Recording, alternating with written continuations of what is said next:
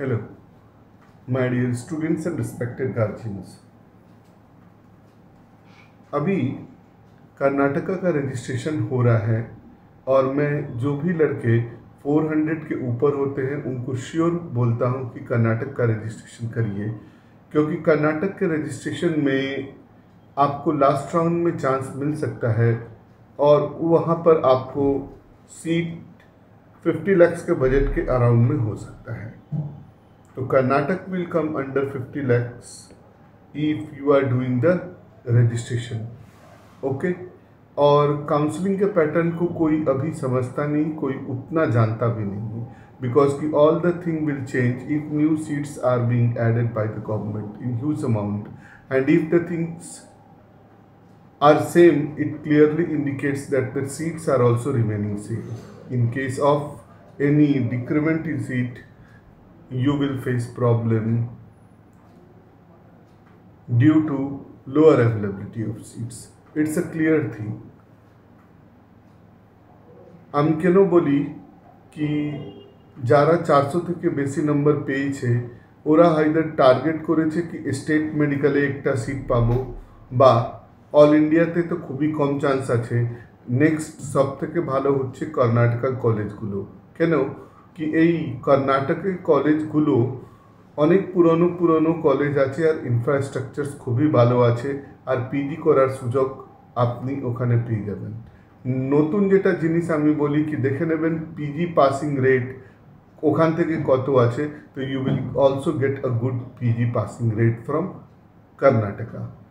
ঠিক এই স্ট্র্যাটেজিটা হলো। আর পশ্চিমবঙ্গে যারা সেমি গভর্নমেন্ট বা স্টেট কোটা সিটটা চাইছে ওই ছেলেগুলোও কর্ণাটকাতে নেবেন, কেন কি লোয়ার র্যাঙ্কে যারা স্টেট কোটা সিট পাবে এখানেও ফিস মোটামুটি যদি 4 লাখ টাকা করে পার সেমিস্টার হয় তো 36 দাঁড়িয়ে যাবে। এর থেকে একটু হালকা বাজেট অ্যাড করলে কর্ণাটকা আপনি সিট পেতে পারেন। तो it's a very wise decision to appear in counseling of Karnataka. Okay, next आजकल मध्य আপনার কাছে অল ইন্ডিয়াটা ফর্ম বেরিয়ে যাবে, ওর পরে আপনি দেখবেন কি সমস্ত স্টেট পশ্চিমবঙ্গাল বিহার এই সব জায়গায় ফর্মটা বেরিয়ে যাবে আর আপনারা ওই ফর্মটা রেজিস্ট্রেশন করবেন। খুবই ইম্পর্টেন্ট জিনিস এই 2-3 দিন মধ্যে কি ঘটনা ঘটেছে যেটাকে আমি বলে দেব কাউন্সেলিং বুলেটিন। ওর মধ্যে হচ্ছে কি ইউপিতে অনেক কলেজগুলোতে হিডেন চার্জ অনেক বেশি আছে, আর এটা অনেক প্রমাণ দিয়ে অনেক লোক ইউটিউবে দেখিয়েছে। আর এই ঘটনাটা আমি বলবো না কি ভুল আছে, তাহলে আপনাকে ইউপিতে একটা কনসাস রাখতে হবে কোন কলেজগুলোতে হিডেন চার্জ আছে আর কোন কলেজগুলো হিডেন চার্জ নেই। নেক্সট, ইউপিতে রিসেন্ট অ্যাডভান্সমেন্ট হলো কি ফিসটা একটু বেড়েছে। তো ফিস যদি বেড়ে গেছে তো ইউপিও কলেজ 75 কাছাকাছি 75 থেকে 80 বাজেট নিয়ে চলে আসবে। এটা খুব একটা হ্যান্ডসাম বাজেট। রিসেন্ট নিউজ আরও কি হচ্ছে कि 75,000 गवर्नमेंट सीटा ऐड हो in government medical colleges for the next 5 years। एर माने होच्छे कि यदि गवर्नमेंट सीटा ऐड होए तो जारा भालो स्टूडेंट आछे 400 450 500 ओ कोथाओ न कोथाओ एकटा चांस रयेछे कि ओ सीट पेते पारे। नेक्स्ट, बिहारे अनाउंसमेंट होयेछे कि अनेकटा सीट बाड़बे, মানে বিহারে এক্ষুনি একটা পেপারে আমি দেখলাম 5200 সিট মানে 5200 সিট করে এইবার অ্যাডমিশন হবে।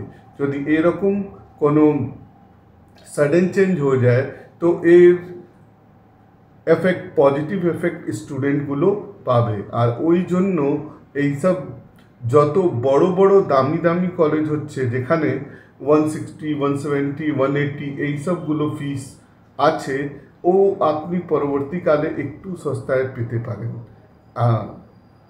তাই জন্য আমি বলি কি রেজিস্ট্রেশন সব জায়গায় করবেন।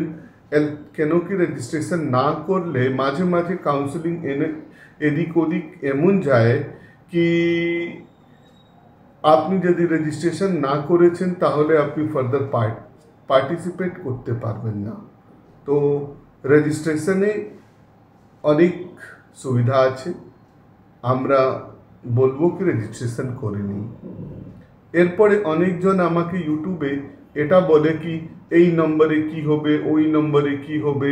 ইটস অনলি কি বলবো ডেটা অ্যানালিসিস, কিন্তু ওই ডেটা অ্যানালিসিসকে কেউ এক্স্যাক্ট বলতে পারবে না।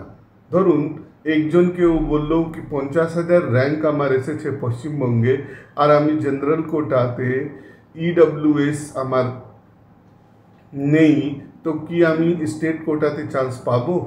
চান্স পাওয়ার তো কম আছে, কিন্তু ধরুন 3-4টে মেডিকেল কলেজ যদি খুলে যায় তো লাস্ট রাউন্ডে কি হবে, আপনি চান্স পেতে পারেন। এই রকম এই ধারণা কেউ জানে না, আর এক্স্যাক্ট কেউ বলতে পারবে না। এটা কমন থিং আছে, একটু আপনি বুদ্ধি খাটান আর আপনি জেনে যাবেন।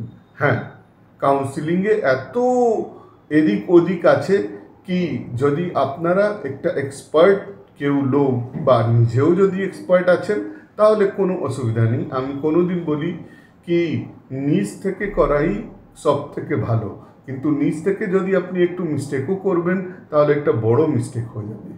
তো it's a good decision to have a good counsellor, and if you write to me, WhatsApp me, Telegram me, I will just answer all your questions regarding counselings. Thank you.